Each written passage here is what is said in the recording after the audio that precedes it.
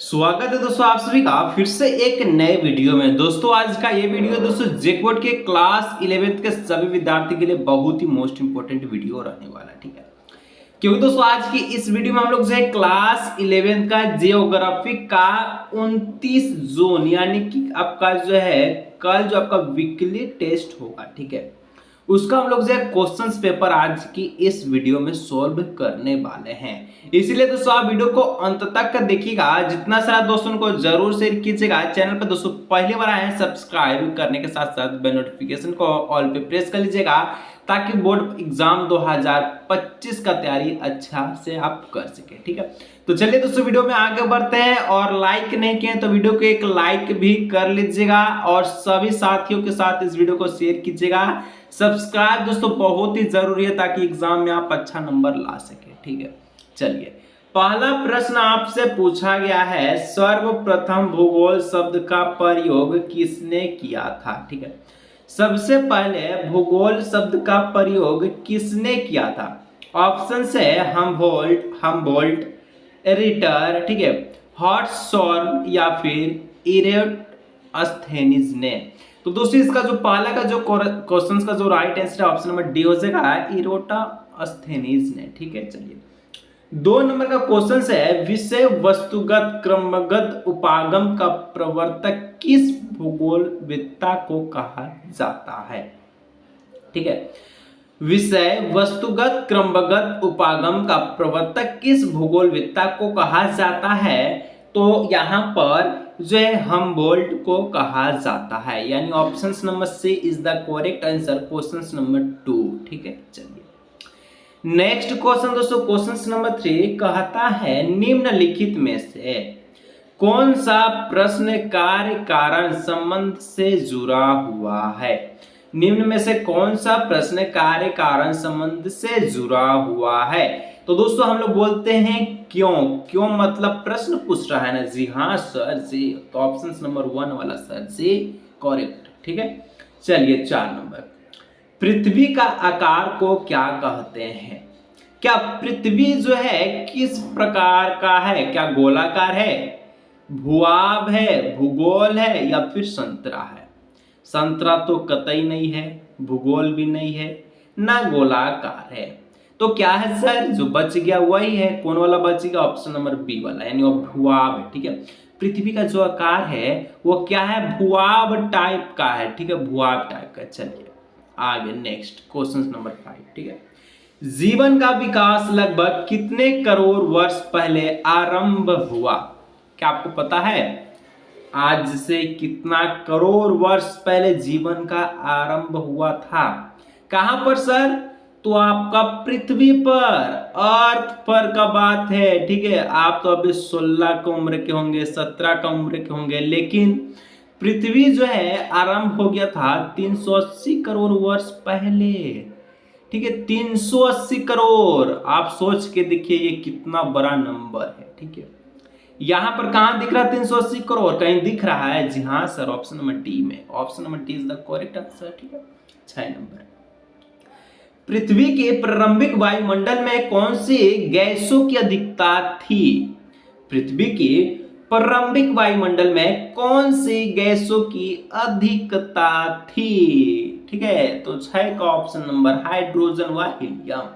जो प्रारंभिक वायुमंडल था पृथ्वी का, सबसे पहले का वायुमंडल एटमॉस्फेयर, उसमें 2 गैस बहुत ही प्रचलित मात्रा में थे, हाइड्रोजन और हीलियम, ठीक है। चलिए 7 नंबर, किस युग को डायनासोर का युग कहा जाता है? क्या आप डायनासोर देखे हैं? नहीं ना सर, कहां हम देखे हैं डायनासोर, ठीक है। आप डायनासोर देखे नहीं देखे हैं, तो किस युग में डायनासोर पाया जाता था? ठीक है, तो यहाँ पर जुरेसिक एक युग था, उसी समय डायनासोर पाया जाता था, पृथ्वी पर डायनासोर का राज था, ठीक है। चलिए 8 नंबर, निहारिका परिकल्पना किस विद्वान ने दिया था? निहारिका परिकल्पना किस विद्वान ने दिया था? तो लाप्लेस, कौन? लाप्लेस ने दिया था, ठीक है। Okay, option number A. चलिए 9 नंबर, पृथ्वी की त्रिज्या कितनी है? तो पृथ्वी की त्रिज्या अगर कोई आपसे पूछे पृथ्वी की त्रिज्या अगर आपसे कोई पूछे तो कह दीजिएगा कि 6371 किलोमीटर है। 6371 किलोमीटर पृथ्वी की त्रिज्या है। देखिए पहला ऑप्शन में मीटर है तो ये तो कतई नहीं होगा, ठीक है। ऑप्शन नंबर डी वाला हो जाएगा करेक्ट आंसर वाला, ठीक है। चलिए यहां तक पहुंचे हैं और सब्सक्राइब करने का सोच रहे हैं और नहीं किए हैं तो जल्दी से कर लीजिए, और बेल नोटिफिकेशन जो बगल में जो घंटा है उसको भी दबा दीजिएगा ताकि आने वाला वीडियो को नोटिफिकेशन आपके तक पहुंच सके, ठीक है। और एग्जाम में अच्छा लाभ इस चैनल से आप उठा सकें। चलिए 10 नंबर, भूकंप के कौन सी तरंग सिर्फ ठोस पदार्थों में ही चलती है? भूकंप का कौन सा तरंग सिर्फ ठोस पदार्थ में चलती है? याद रखिएगा भूकंप का एस तरंग नाम है, तरंग का नाम एस, ठीक है। 11, कौन से तरंग को भूगर्भिक तरंग कहा जाता है? कौन से तरंग को भूगर्भिक तरंग कहा जाता है? याद रखिएगा पी व एस तरंग दोनों को भूगर्भिक तरंग कहा जाता है। आगे बढ़ते हैं नेक्स्ट क्वेश्चन 12 नंबर की, ठीक है। महासागरों के नीचे भूपट्टी की औसत मोटाई कितनी है?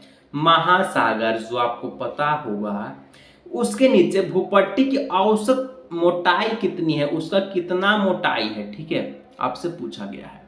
तो 12 का जो करेक्ट आंसर है ये 5 किलोमीटर उसका मोटाई है, ठीक है, 5 किलोमीटर। ऑप्शन नंबर ए वाला करेक्ट आंसर वाला, ठीक है। चलिए 13 नंबर, महाद्वीपीय विस्थापन सिद्धांत किसने और कब दिया था? महाद्वीपीय विस्थापन सिद्धांत किसने और कब दिया था, ठीक है।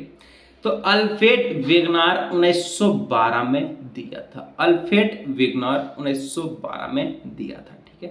आगे बढ़ते हैं 14 नंबर, ठीक है। रिंग ऑफ फायर किस महासागर में स्थित है, ठीक है। रिंग ऑफ फायर कौन से महासागर में स्थित है? याद रखिएगा रिंग ऑफ फायर प्रशांत महासागर में स्थित है, ठीक है।